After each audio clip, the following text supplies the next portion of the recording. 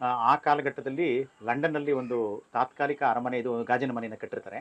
ಅದೇ ಮಾದರಿನಲ್ಲಿ ಮಾಡಬೇಕು ಅಂತಕ್ಕಂಥದ್ದು ನಮ್ಮ ಜಾನ್ ಕೆಮರಾನ್ ಅವರ ಕನಸಾಗಿತ್ತು.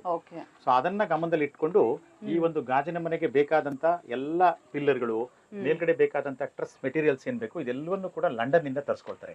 ಕ್ಯಾಸ್ಟ್ ಐರನ್ ಮೆಟೀರಿಯಲ್ಸ್ ಅದು. ಮತ್ತೆ ಉಳಿದಂತೆ ಇದಕ್ಕೆ ಬೇಕಾದಂತ ಗಾಜಿನ ಮನೆ ಗಾಜನ್ನ ಹೊಸಕೋಟೆ ಬಳಿಯ ಒಂದು ಫ್ಯಾಕ್ಟರಿ ನಲ್ಲಿ ತಯಾರಿಕೆ ಆಗುತ್ತೆ. ಸೊ ಹಾಗಾಗಿ ಅವರು 1889-19 ನಲ್ಲಿ ಈ ಗಾಜಿನ ಮನೆಯನ್ನ ಪೂರ್ಣಗೊಳಿಸ್ತಾರೆ.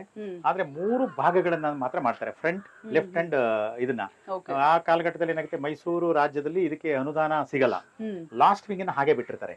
ತದನಂತರ ಬಂದಂತ ಕ್ಯೂರೇಟರ್ ಆದಂತ ರಾವ್ ಬಹದ್ದೂರ್ ಜವರೇನ್ ಅವರು ಕ್ಯಾಶ್ ಲಂಡನ್ ನಿಂದ ತರ್ಲಿಕ್ಕಾಗಲ್ಲ, ಅದ್ರ ಬದಲು ನಮ್ಮ ಮೈಸೂರು ಮಿನರಲ್ಸ್ ಏನಿದೆ ಅಲ್ಲಿಂದ ಏನು ಸ್ಟೀಲ್ ಅನ್ನ ಬಳಸ್ಬಿಟ್ಟು ಇದೇ ರೀತಿ ಮಾದರಿನಲ್ಲಿ ಅದನ್ನ ಕಂಪ್ಲೀಟ್ ಮಾಡ್ತಾರೆ.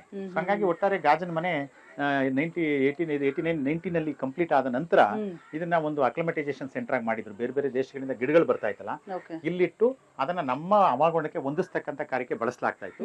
ತದನಂತರ ಅದು it has become A venue for conducting flower shows. ಸಾಕಷ್ಟು ಫಲಪುಷ್ಪ ಪ್ರದರ್ಶನಗಳು, ರಾಷ್ಟ್ರೀಯ ಹಬ್ಬಗಳು ಎಲ್ಲವನ್ನು ಕೂಡ ಇಲ್ಲಿ ಮಾಡ್ತಕ್ಕಂಥ ಪರಿಪಾಠ